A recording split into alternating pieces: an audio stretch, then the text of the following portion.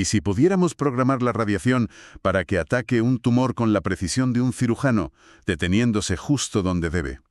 La física que hay detrás de esa idea es más compleja, fascinante y, bueno, en cierto modo, más imperfecta de lo que parece. Bienvenidos a un nuevo análisis en profundidad. Hoy nos enfrentamos a un material que es un verdadero hueso, un artículo académico de V. Ulmer, muy denso, muy matemático, sobre la física de la radioterapia. Sí, de los que asustan un poco al principio. Exacto. Pero que no cunda el pánico. Nuestra misión es precisamente esa, destilar las ideas clave que marcan la diferencia abismal entre los distintos tipos de radioterapia, sobre todo la de fotones de toda la vida, frente a la más moderna terapia de protones. Vamos a ver cómo los modelos intentan predecir qué le pasa a una célula cuando la irradiamos. Y lo más importante, la enorme brecha que existe entre la teoría de la pizarra y la complicada realidad de un hospital. Vale, vamos a desgranar esto. Para empezar, cualquier conversación sobre este tema tiene que partir del modelo clásico, el estándar de oro en radiobiología, el modelo lineal cuadrático, o LQ. El famoso LQ. Esencialmente es una fórmula. S igual xp menos alfa por d más beta por d cuadrado, que lleva décadas usándose para predecir cuántas células sobreviven a una determinada dosis. Y hay que admitir que funciona sorprendentemente bien, ¿no? Funciona bien, sí, como punto de partida, sin duda. Pero es fundamental entenderlo como lo que es. Una aproximación. Como un mapa. Justo.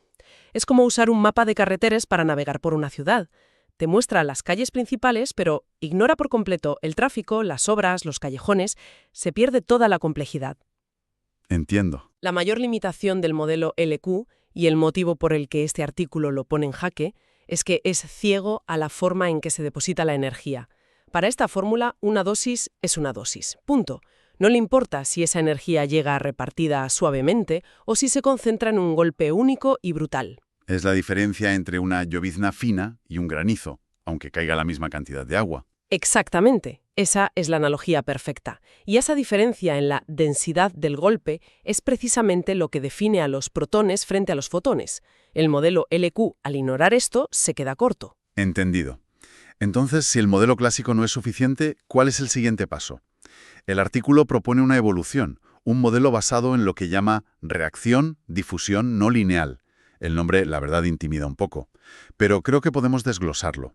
Reacción, imagino que se refiere a cómo responden las células al daño, a la reparación. Correcto. Esa es la parte, digamos, biológica del modelo. Pero la verdadera innovación, el cambio de paradigma, está en la palabra difusión. Y aquí hay que tener mucho cuidado, porque no tiene nada que ver con la idea intuitiva de difusión, como el olor del café expandiéndose por la cocina. Ah, vale. En este contexto, difusión es un concepto matemático que describe cómo se distribuyen espacialmente los daños, las ionizaciones, a una escala nanométrica dentro y alrededor de la hebra de ADN. O sea que no miramos la célula como un todo, sino que hacemos zoom para ver el patrón de la salpicadura de la energía. Esa es la imagen. El modelo LQ solo ve que el suelo está mojado. Este nuevo enfoque intenta mapear cada una de las gotas. La radiación de alta densidad, que los físicos llaman de alta LED, transferencia lineal de energía, como la de los protones, es como una única gota muy pesada. Crea una salpicadura enorme y muy concentrada. ¿Y el modelo LQ no tiene herramientas para describir eso? No las tiene. Por tanto, la propuesta del artículo es un salto conceptual.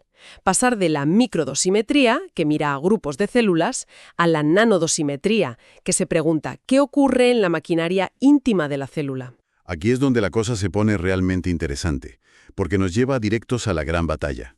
Protones contra fotones. La analogía clásica es muy visual.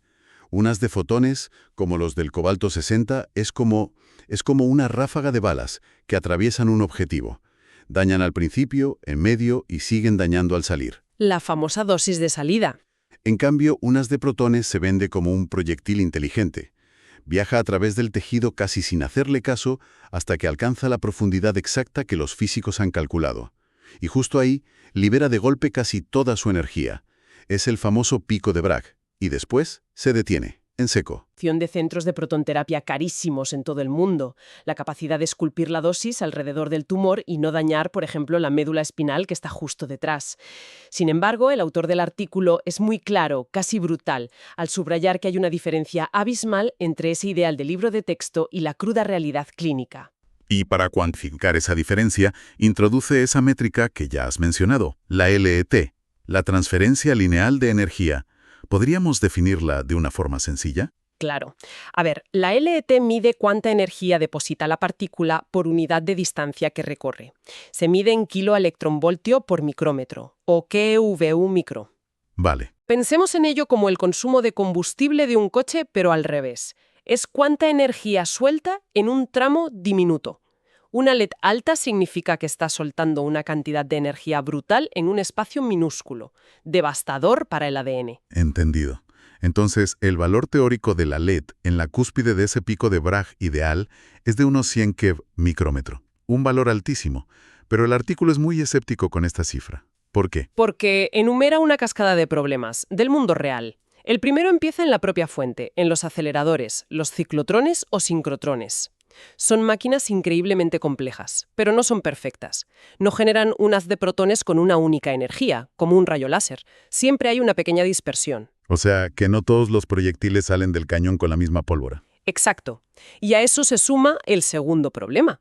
Para tratar un tumor a una profundidad concreta, a menudo hay que frenar esos protones. Con los desplazadores de rango no. Sí, que no son más que placas de plástico que se ponen en medio.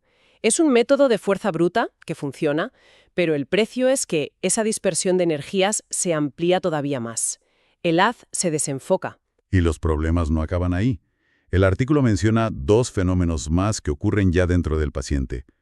La dispersión lateral y algo llamado energy struggling. Así es. En su viaje, los protones no van en línea recta. Chocan con los átomos y se desvían un poco a los lados, como una bola de pinball. ¿Y el energy struggling, que podríamos traducir como fluctuación de energía? Es un efecto puramente estadístico. Aunque tuvieras dos protones idénticos, entrando con la misma energía, no perderían su energía exactamente al mismo ritmo. Es una cuestión de probabilidad.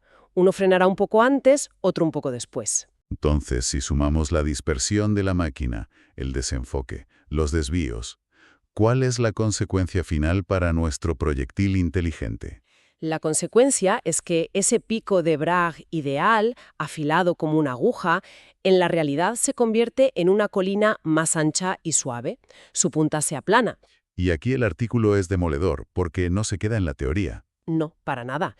Cita mediciones reales de un ciclotrón de uso clínico. El resultado.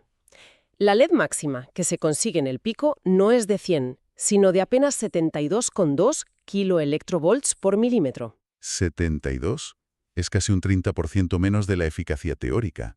Vaya. Es una barbaridad. Y puede ser peor. Con una técnica muy común llamada downgrading, la LED máxima puede desplomarse hasta 50 o 60. Y esto tiene implicaciones clínicas gigantescas, claro. Enormes. Porque la LED está directamente relacionada con la eficacia biológica relativa, la RBE. Este desplome de la LED real es la raíz del intenso debate clínico sobre si el valor estándar de RBE de 1,1 que se asigna a los protones es correcto o no. Vale, todo esto es para un único pico. Pero un tumor no es un punto, es una masa con volumen. Para tratarlo entero, se usa una técnica que el artículo describe como SOBP, o pico de Bragg extendido. ¿En qué consiste? Es una técnica muy ingeniosa, la verdad. En lugar de un solo pico, se superponen muchos picos a diferentes profundidades y con distintas intensidades. Como si pintaras una pared a base de brochazos finos, uno al lado del otro, hasta cubrirla entera. Esa es la idea. El resultado es una meseta de dosis alta y uniforme que abarca todo el volumen del tumor. Suena como la solución perfecta, pero imagino que tiene un coste en términos de LED. Por supuesto. Al promediar todos esos picos y los valles que hay entre ellos, la LED media en todo el volumen tratado disminuye todavía más. El artículo hace una simulación de un caso realista y calcula unos valores de LED promedio de entre 18 y 20 keV micro. De 18 a 20. Compara eso con los 100 teóricos con los que empezamos. La diferencia es abismal. Y aquí es donde el artículo introduce lo que llama una severa contradicción, al comparar estos protones del mundo real con la radioterapia de fotones de toda la vida. Que a primera vista, si solo miras el número de la LED, podría parecer que no son tan distintos. Pero el mecanismo del daño es como la noche y el día. Y este es, para mí, uno de los puntos más brillantes del artículo. Un fotón es como un fantasma. Tiene una probabilidad bajísima de interactuar. Puede atravesar miles de células sin hacer nada. Un protón, al final de su recorrido, es, en cambio, un golpe de martillo garantizado. La certeza del impacto. Justo. Y el artículo lo cuantifica. Demuestra que necesitarías una lluvia de 112 fotones de cobalto 60, todos concentrados en un área diminuta, para tener la certeza de conseguir un efecto biológico comparable al de un solo protón en esa misma área. Es decir, no solo la energía, es la eficiencia del asesino. Exacto. Y el modelo de reacción-difusión del que hablábamos al principio es precisamente lo que intenta capturar esa diferencia. Conecta la física, como la LED, con la biología. Muestra que la mayor densidad de ionización de los protones aumenta un parámetro clave en su fórmula, la letra lambda. Y un lambda más alto significa mayor destrucción. Y para demostrar que no son solo matemáticas, aplica este modelo a datos de experimentos reales. Menciona esferoides tumorales y las famosas células HeLa. ¿Qué descubren? Pues los resultados son muy reveladores. El modelo predice que la RBE, esa eficacia extra de los protones, no es constante. ¿Cómo que no es constante? Es mayor a dosis bajas, llegando a ser hasta 1,8 veces más potente que los fotones. Sin embargo, a medida que la dosis total aumenta, la RBE disminuye y se acerca a 1,4. Y eso tiene una explicación biológica. Sí, y muy lógica. A dosis bajas, las células intentan reparar el daño. Y el daño concentrado de un protón es mucho más difícil de reparar. De ahí su mayor eficacia. Pero a dosis muy altas. A dosis muy altas, los mecanismos de reparación celular se ven completamente desbordados, se saturan, sin importar el tipo de radiación. El daño es tan masivo que la célula muere sí o sí, por lo que la diferencia de eficacia se reduce. Pero lo más interesante, creo, es el siguiente paso que da. Pasa de un modelo de laboratorio a un entorno clínico. Y ese es el broche de oro. El modelo predice que al pasar de ese entorno ideal a un modelo que simula un tejido clínico real, la RBE cae a valores de entre 1,15 y 1,19. Que son precisamente los valores que se manejan en los hospitales. Potentísima de que el famoso valor de ROB igual a 1,1 no es un número mágico, es un valor dinámico que depende de la dosis, del tejido y de las características reales del haz. Vale, ha sido un viaje denso. Si tuviéramos que resumir, ¿qué nos llevamos de todo esto? Déjame intentarlo. Primer punto. Los modelos estándar, como el LQ, son útiles pero incompletos. Ignoran la distribución espacial del daño. Segundo, que el modelo de reacción-difusión es un intento muy sofisticado de cerrar esa brecha, de conectar la física del haz con la respuesta biológica de la célula. Tercero, y esto es crucial. Existe una diferencia enorme entre la eficacia teórica de los protones, la del pico de Bragg perfecto, y su rendimiento real en un hospital. Y por último, como consecuencia de todo lo anterior, que la RBE no es un número fijo, no es 1,1 y punto, es un valor dinámico y complejo que depende de la dosis, del tejido y de la máquina. El modelo explica por qué el promedio clínico funciona, pero también nos advierte de que es solo eso, una aproximación. El artículo se centra en protones y fotones, pero al final deja la puerta abierta a algo más. Sugiere que este mismo enfoque podría extenderse a partículas aún más potentes, como los iones de carbono. Que tienen una LET, un poder de destrucción mucho más alto. Mucho más. Y esto nos lleva a una pregunta, ¿no? Para reflexionar. A medida que nuestros modelos se vuelven más sofisticados, ¿llegará un día en que dejemos de usar un único valor de RBE para todo un tratamiento? ¿Una radioterapia personalizada a un nivel mucho más profundo? Exacto. ¿Podría la radioterapia del futuro adaptarse no solo a la forma del tumor, sino también al microambiente, a la capacidad de reparación de las distintas células dentro de ese mismo tumor, ajustando la radiación casi a nivel microscópico? El camino que va de las matemáticas abstractas a la medicina verdaderamente personalizada podría ser más corto de lo que imaginamos. Una idea fascinante para terminar. Muchísimas gracias por habernos acompañado en este análisis en profundidad. Hasta la próxima.